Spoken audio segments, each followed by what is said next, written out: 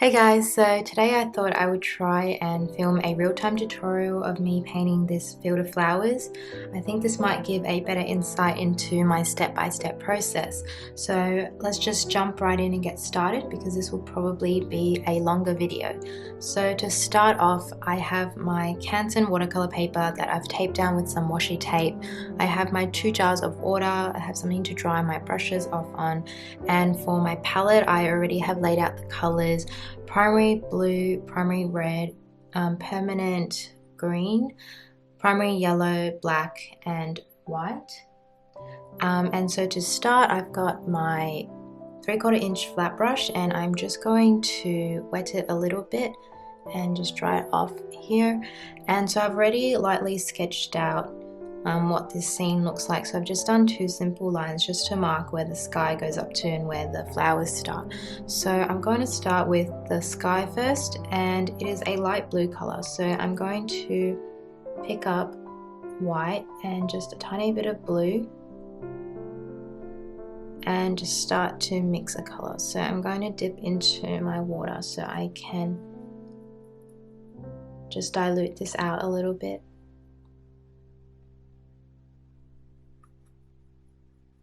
So I want this to be a nice buttery consistency, and it's going to start off a little darker on top and then get lighter. So I found my paint isn't spreading as smoothly as I'd like, so I'm just adding a bit more water to it, and I'll just sweep it across like this. And I'm feeling like I need maybe a little bit more paint here.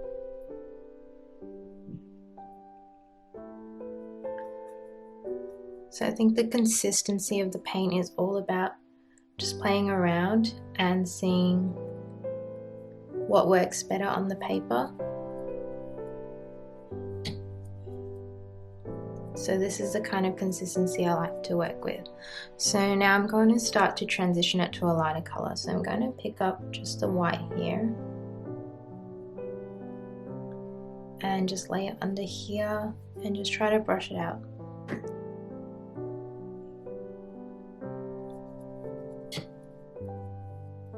So I'm not picking up any more of the blue paint on the palette. I'm just trying to pick up pure white paint and bring it up here.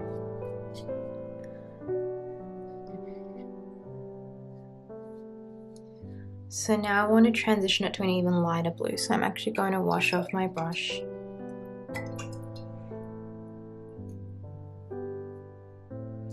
And go in with some pure white paint, but I'm going to need a bit more water on my brush right now. So now I'm picking up mostly just white paint and I'm going to lay it just below this line here and just start to blend that out.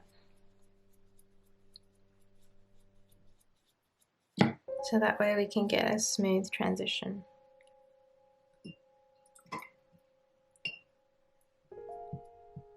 And I can see the line here is a little bit too harsh for my liking, so I just want to go in and try and smooth that out a little bit. Okay. Now this goes into a pinkish, peachy kind of color, so I am going to first put a little bit more white paint on my palette.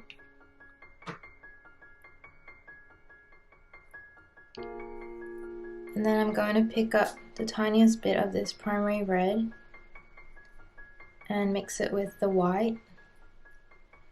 And to make it more of a peachy color, I'm going to need a little bit of yellow in there as well. So this makes it more of a peachy orange color. And then I will just lay it just underneath here.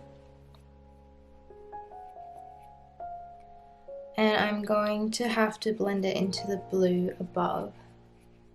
So I'm going to need to lighten it. So I'm going to pick up just the white paint this time. And I'm going to smooth out this bit here.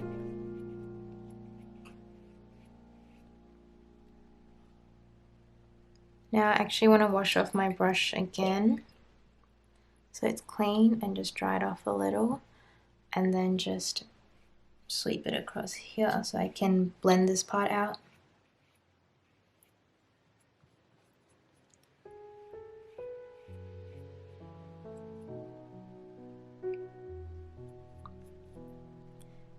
And I think I'm pretty happy with that.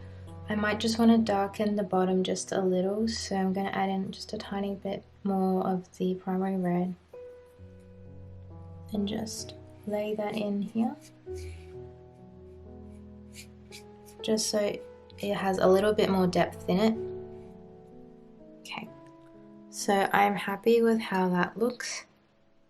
And now I'm going to move on to the next part, which is some trees and shrubs in this area. So before I move on to the next part, I just want to spritz my paints a little bit because I've had it on my palette for about 5 minutes and I just don't want it to dry up. So I'm just using my spray bottle and I'm just giving it a bit of a spritz so that it doesn't dry out and it's easier for me to work with. And then for this area, I want to lay in the darkest color first, so that we can build up the painting in layers. So I can see that the darkest color is like a really dark green. So I'm going to mix the green with black.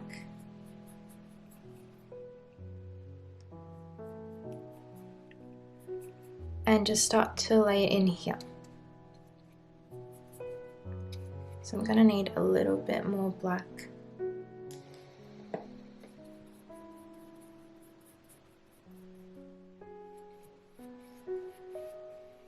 So by laying in the darkest color first, we can then start to build up the lighter colors on top, and that's what will make it look like it has depth in this area.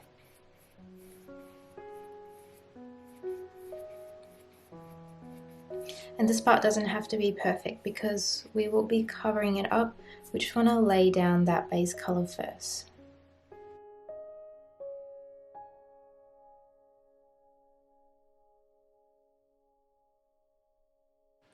I'm hoping my audio for this video is okay. I'm just using my iPhone to record it. If you guys like these real-time tutorials better, maybe I will invest in some better equipment so I can have better audio. Because right now I just have my phone rested next to me and I think it's picking up a lot of the echo in the room.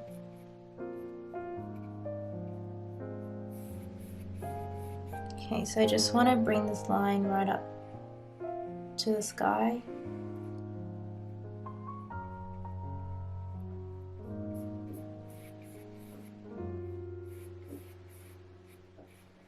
Okay, so now that I've laid in the darkest color, I'm going to start to build in where the trees go. And I will switch to another brush. Okay, so now I'm switching to a round brush. This is the Princeton Neptune round brush in size 6. I only bought it the other day and I really want to test it out more. It is a synthetic brush and it mimics a squirrel brush, so it's meant to be very absorbent. Okay, so to start, I just want to outline where the trees go first. So I'm going to use the same mixture as before, so the dark green mixture, and just start to just place in where I think the tree goes. So I can just start with the line in the middle first.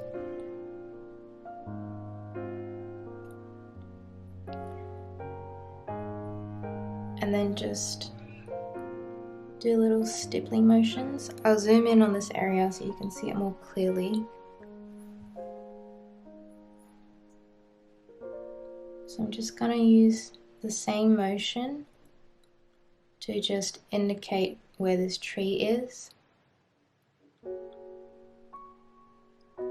So the details here are quite fine. You'll probably need a brush that comes to a pointy tip in order to get details like this.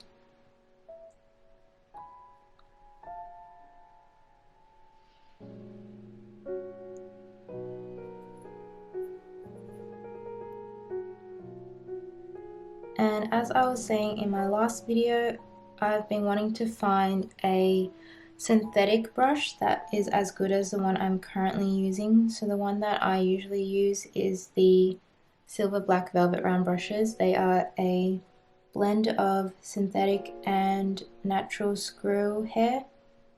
It's a really great brush, but I wanted to find something that is equivalent in quality but is synthetic, just because I don't want to be using brushes that are made from natural hairs, because I don't know if they've been ethically sourced. So I'm testing this one out. I bought it just yesterday and I've heard really good things about it. So far I'm really enjoying it. It comes to a really pointy tip.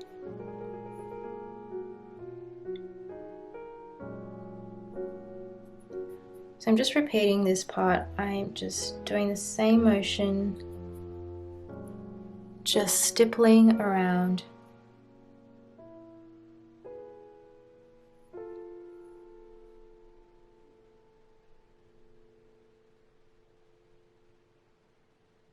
And after we go in with this layer, we can use a slightly lighter color and add some highlights. But for the first layer, I'm just going in with the dark green color.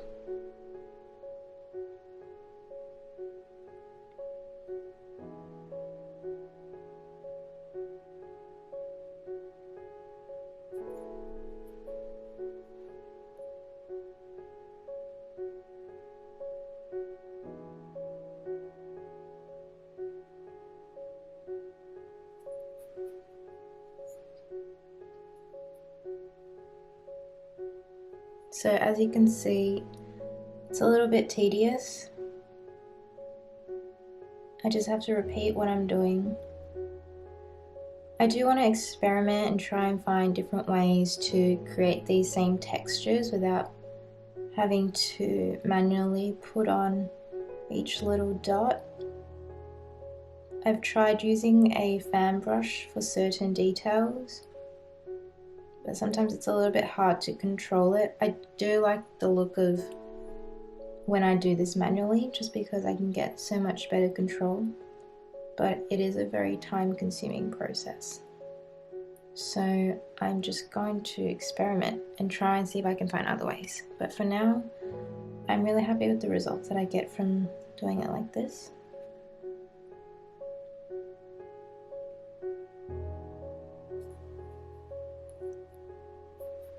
Okay, and I just want to build it up a little bit more. I want the center to be a little bit darker, so it doesn't look as bare.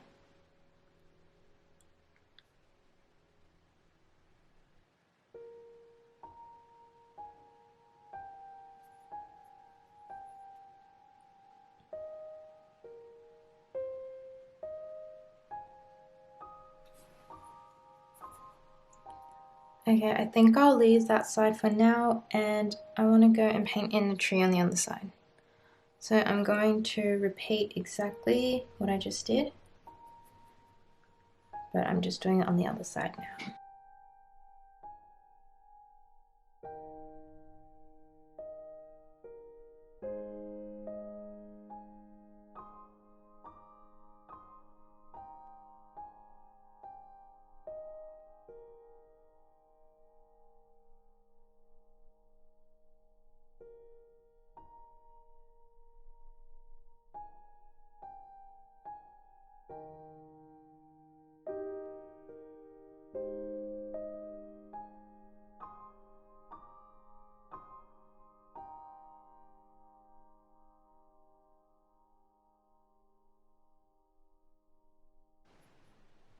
What I might do is actually just place in the branches first, so I know where I'm trying to place this. So I'm just gonna draw in some of the branches. So it's like I'm mapping out the skeleton for where these should all go. And that way I have a bit more direction as to where I should place these. Okay, so now I'm just gonna keep stippling and just keep adding in these really tiny details.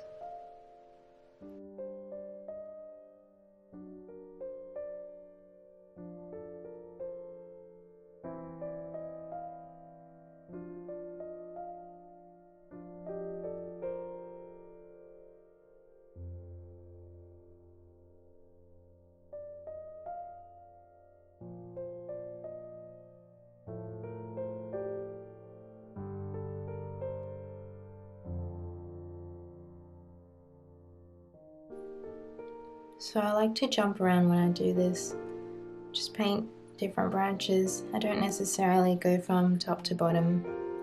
I think it's because sometimes I get a little bit bored of doing one area and I want to try and see what it'll look like after it's done. So I like to jump around and fill in as much as I can so I can get a look at the bigger picture of things.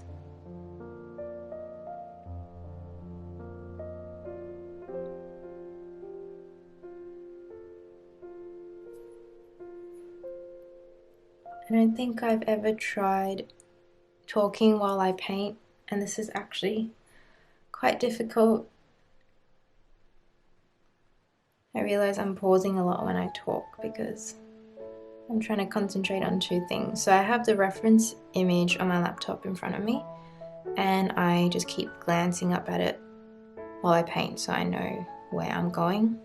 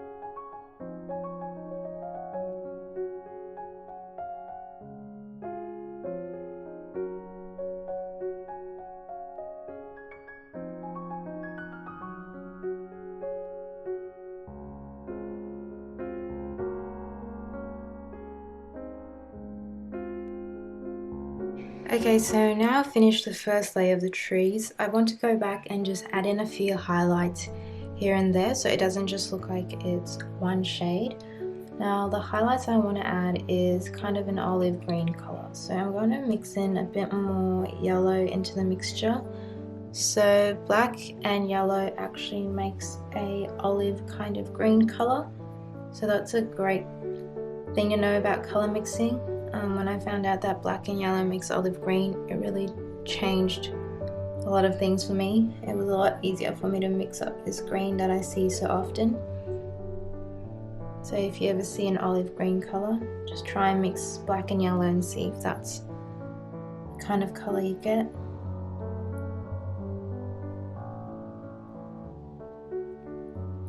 So I'm just going in with the olive green and just adding some highlights.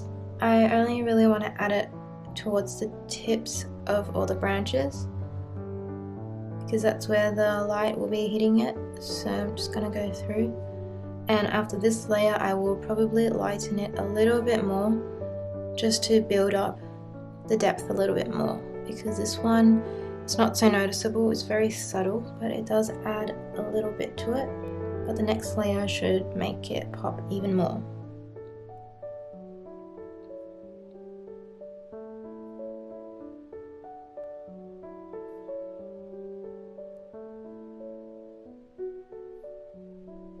Okay, I'm going to add more yellow to my mixture.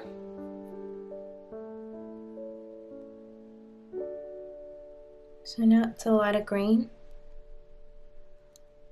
I don't think you can see it too clearly on the camera, but I can see that it's a little bit lighter, and I'm starting to build up some of the layers so that it looks like there's highlights on the tree. So just place these highlights on the edges of the branches.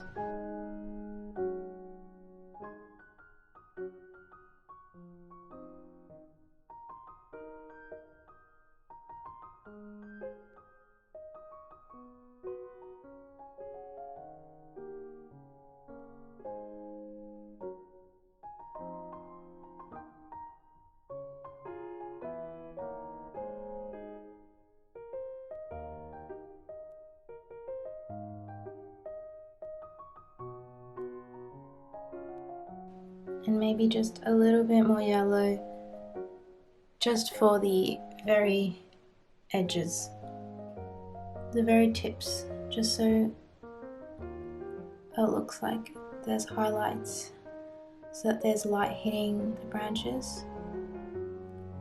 I just want to make it look a little bit more real. So now I'm going to work on this area here. I'm just going to lay in the base color first, so the color that's behind all the flowers.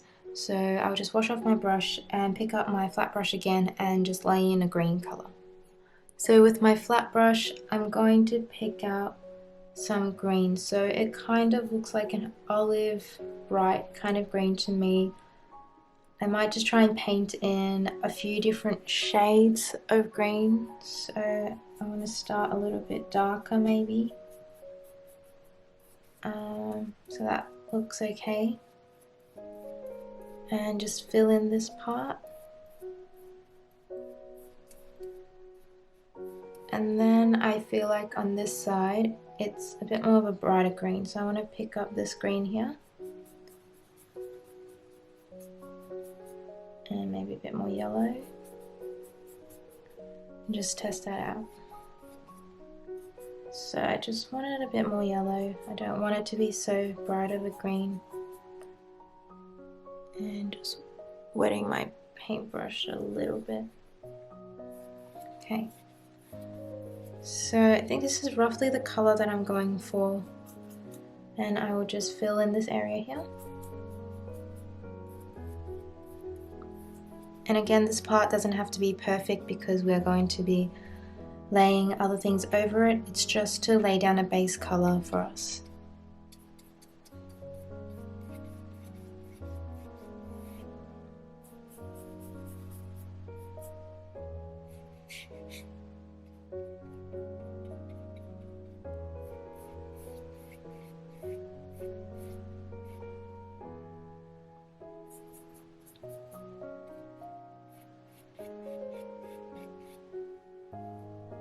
Okay, so I'm happy with that. I want to go back and start working on this area here now, so the bushes.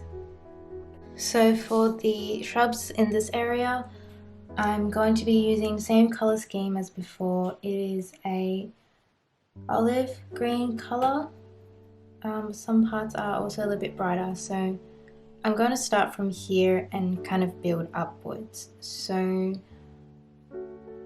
it starts off with the darkest color, so I just want to mix a color that's a little bit lighter than what we have here.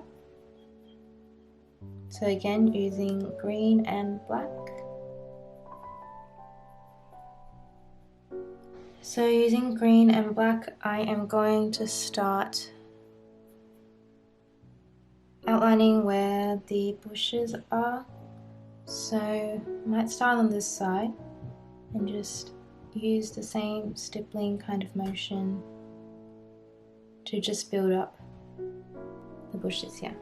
Now actually I want it to be a bit more of an olive green color, so I'm going to add more yellow to the mixture and more black.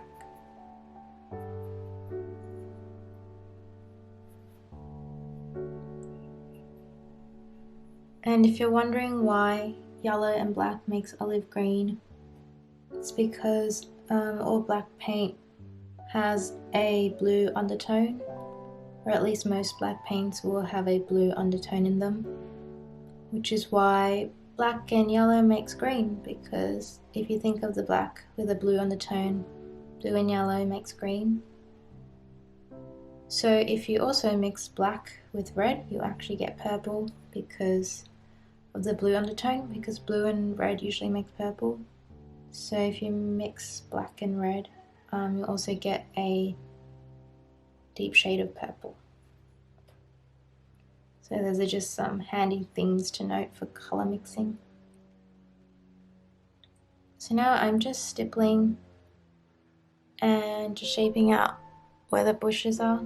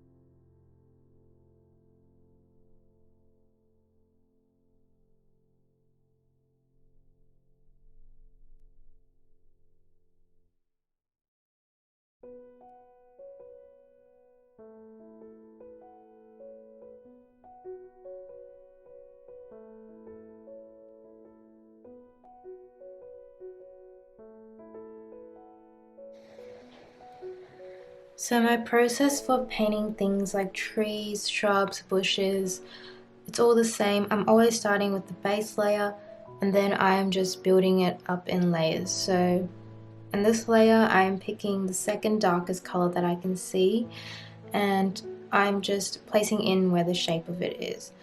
Because once I place down those colors, then I will know where to go in with my third layer to add in more highlights. So I'm really just trying to get the shape of things here. There's no right or wrong, just slowly building up the layers. So you can see it's quite a tedious process. My hand is doing the same thing, I just keep stippling to try and mimic those little details.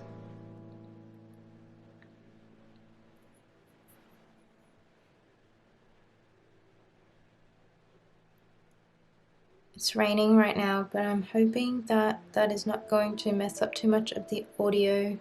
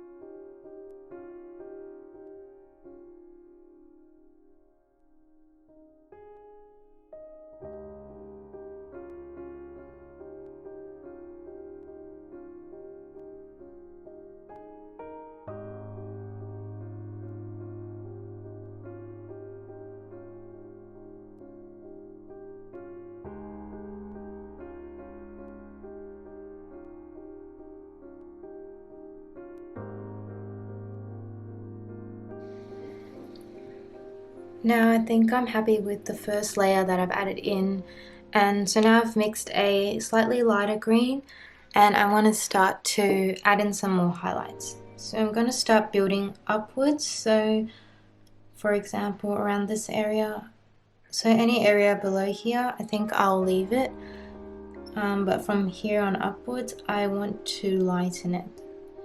So the color I have is still a little bit too dark, so I'm just going to add more yellow. And maybe try a bit of white in there. So I'm going to start carving out some highlights here.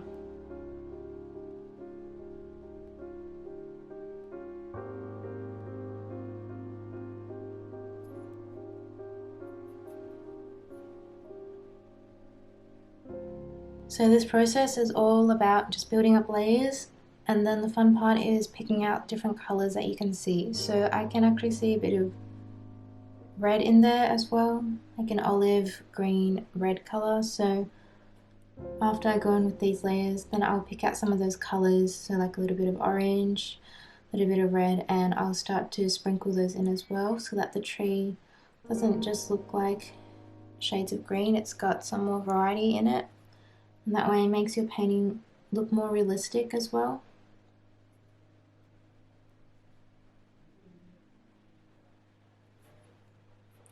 So when I put the highlights on, you can start to really see what the shape of it is. So it's starting to take shape.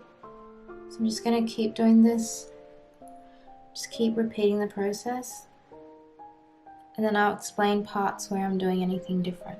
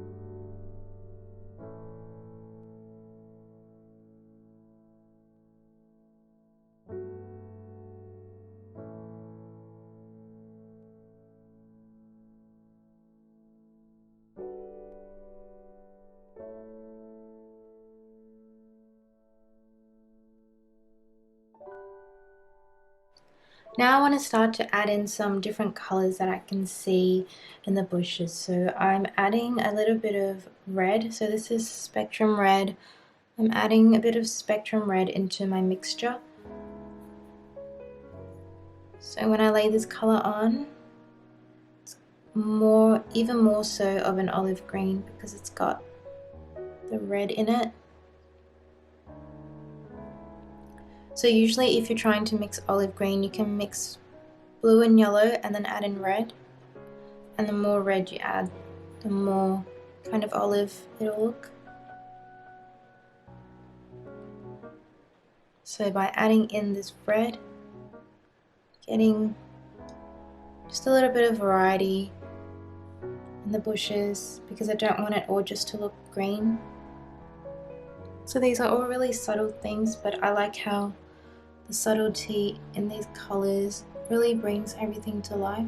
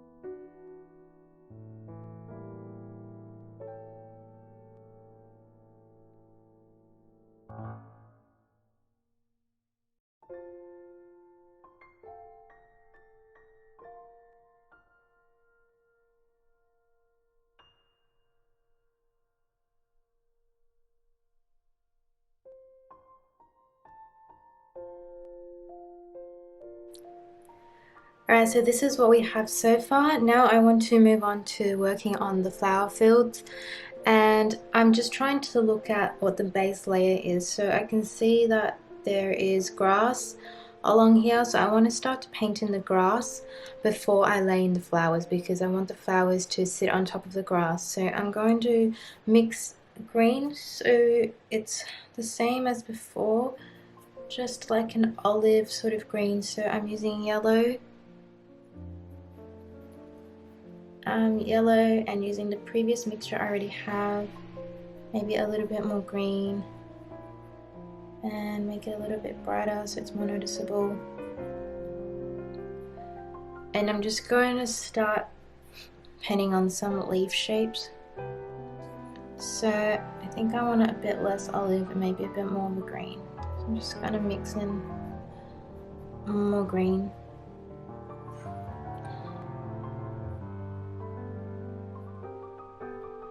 And just start to paint on some leaves like that. So that way we're just creating this base layer which has texture on it. So when you start to lay things on top, like the flowers, everything just looks a lot more realistic because you have this base layer already. It would of course be a lot harder to do it the other way around. So when you're looking at landscapes, knowing the order in which you paint is really important. You always have to observe what is in the very back layer, so like the base layer of things, and that's how you know what you should paint first.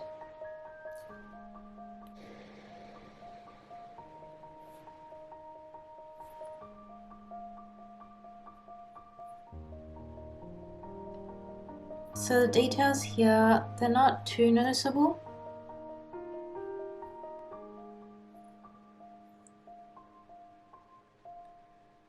And I also want to kind of blend this layer with the previous layer above, because the flower field is sitting just in front of this wall. So I want to connect them so they don't look like they're two different things, like they're separated. So I'm just going to bring up grass a little bit and just try and sort of blend it in. Just keep layering more grass, especially here in the foreground. That is where the details will be most noticeable.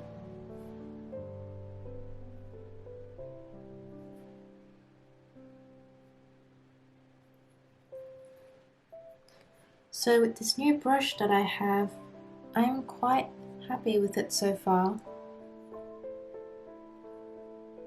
It has a nice bounce to it because it is synthetic, so it's got a bit more bounce to it than the natural fur of squirrel. Because usually with my other brush, with my silver black velvet round brush, which is the blend of synthetic and squirrel, the brush is very floppy, so it won't really hold its shape once it has paint in it, whereas this one has a bit more of a bounce. I don't mind either one, I think both are good. But yeah, so far I'm really liking it. I like that it allows me to do a lot of detail work because the tip is very pointy. I think one of the things that has made the biggest difference to my gouache and watercolor painting journey is actually the brushes that I use. So when I first started off, I used very cheap brushes because I didn't know what was good.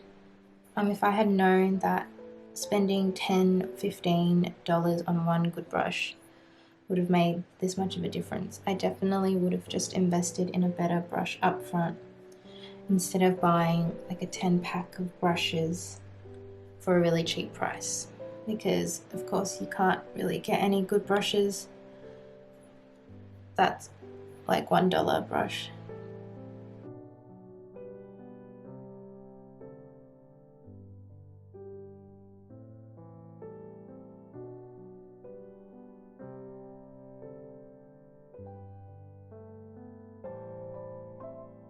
I'm just going to keep building this up a little bit. It doesn't have to be perfect. I'm doing it for the purposes of creating some texture. Now I think I will add a bit more white into the mixture and a bit more yellow, and just keep going.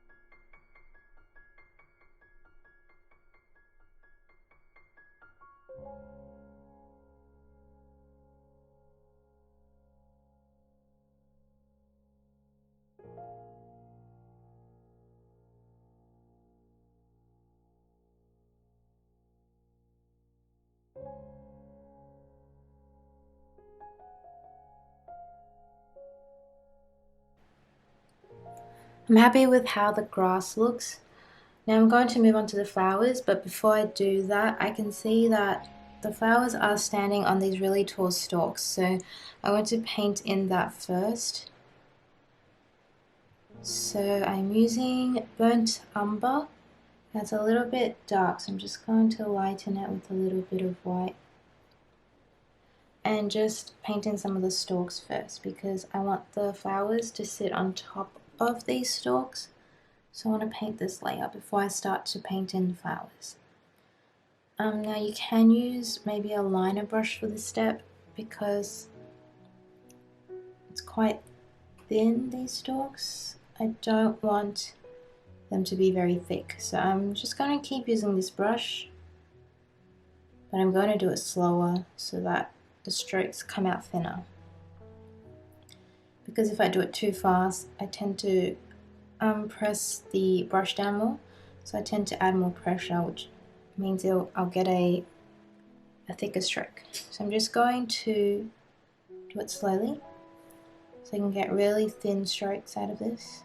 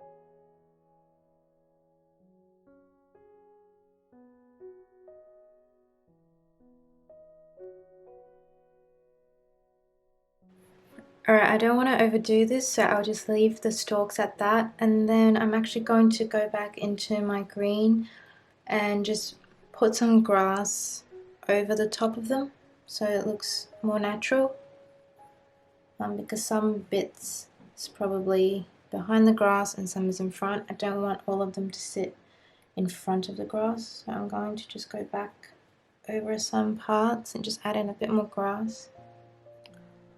Also, I'm sorry if the lighting is really bad in this video. I picked a really bad time to film. It's raining It's really dark outside, and my desk is not situated right next to the window. My bedroom window is on the left side of me, and I don't have a window right in front of me, so the lighting is not that great, especially now that it's raining. It's even harder for the light to get through, so I'm hoping that I can maybe edit this footage to be a little bit brighter, but this is the best I can do right now. So I'm just going in, just putting in a bit more grass. And again, this part doesn't have to be perfect or anything.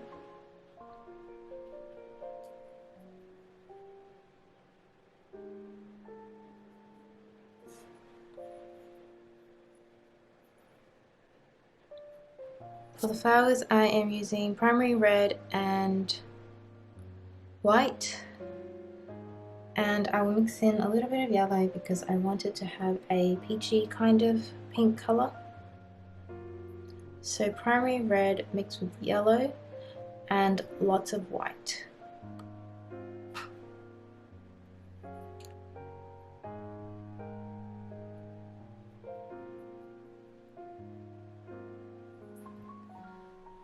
So I'm going to start with this color and start from the back here. And just using the very tip of my brush, I start to paint in these little flowers. So the reference photo I'm painting off of comes from Pinterest. Most of the paintings that I've been doing have been coming from Pinterest. I've made my board public, so if you want you can follow me on Pinterest so you can see all of the inspiration that I like to pin. I'll make sure to link it down below, so feel free to follow my board. I like to just go on Pinterest every day, and whatever inspiration I see that I like, I'll pin it to this one board. And usually when I'm trying to decide what to paint next, I'll just scroll through, and on some days I'll just look at a picture and think I really want to paint that, so that's what I paint. So yeah, I think I always just get drawn to the same kind of scenery though. I love painting scenery the most. I really love painting nature. I'm not so good at doing faces. I very rarely paint portraits or draw portraits because I'm really bad at it. I never really learnt properly.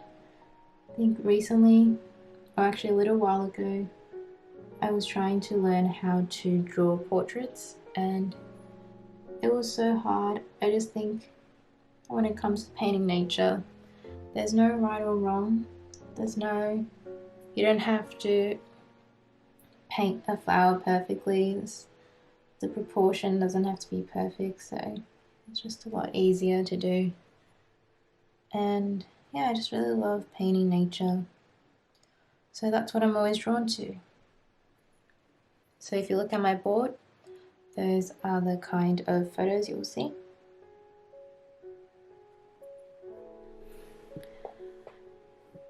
And somehow I've become obsessed with painting fields of flowers. I think partly because they are so pretty, but also I think I've just figured out what is the easiest way to paint them, and I just follow the same method each time. And they always turn out really nice, and you guys seem to really like them, so I really enjoy painting them. I'm hoping this real-time tutorial is more helpful. Usually I try to keep my tutorials under 20 minutes because I don't want the video to be too long, but I know it means that I have to fast forward a lot of areas, so I might be cutting out information that is useful to some people. So I'm just kind of trialing new ways of teaching. So if you guys like these real-time tutorials, feel free to let me know and I'll try to make them even better next time.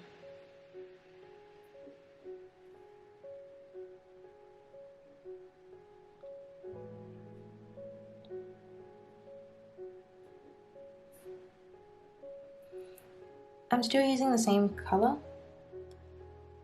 and I just keep looking at the reference photo and just mimicking where all the flowers go. So in this far back area, the flowers are a lot smaller and they're sort of just clustered around here.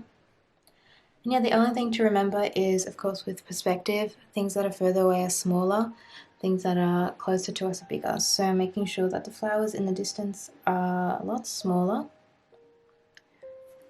And then as I make my way forward, they will start to get bigger. Also, this is the first layer, so I'm just laying down the pink for now, but I will go back after and maybe just add in some highlights to them so that they look a little bit more realistic, or just a bit more alive, I guess.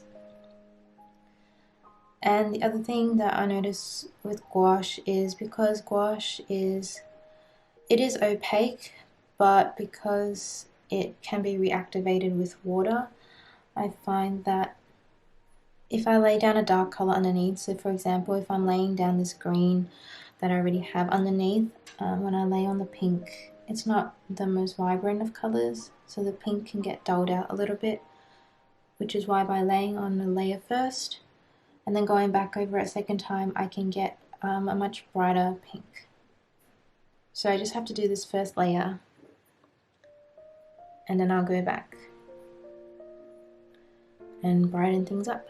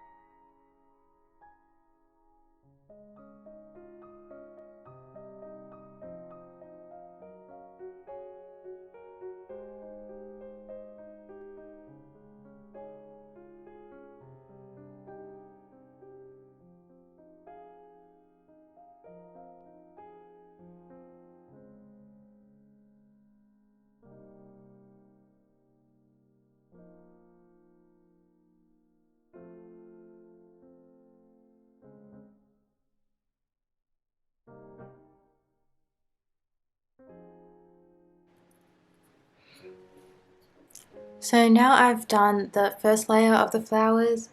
So to do the second layer, what I'm going to do is, I think I will darken some areas first. So I want to darken the mixture I already have by adding in a bit more pink and a bit more yellow. So I'm mixing a slightly darker pink, and then I will darken the bottom areas of each flower. So I'm going to only focus on the bottom of each flower because I want the highlights to sit on top.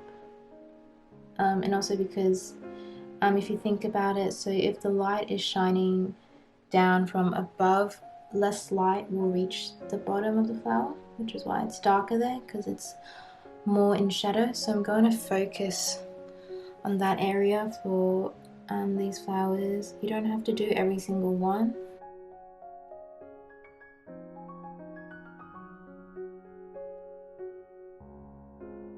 But I think doing something like this just gives it a little bit more depth and makes things look more real and more interesting.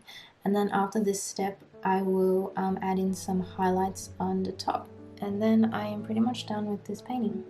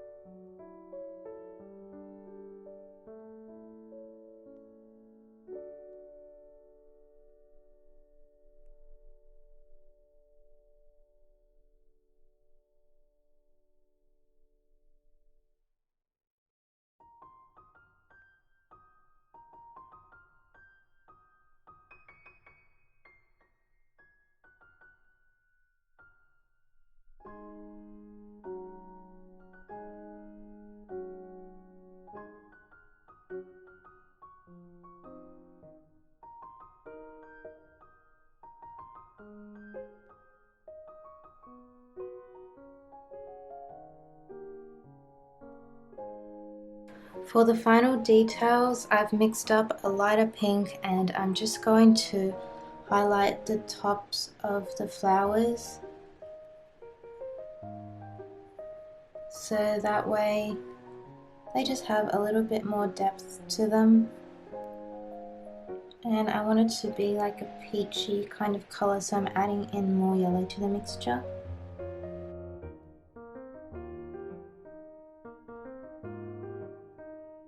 So I'm just going to go around to as many of these flowers as I can and just add on some highlights. So I want a bit lighter, so I'm going to add in some more white.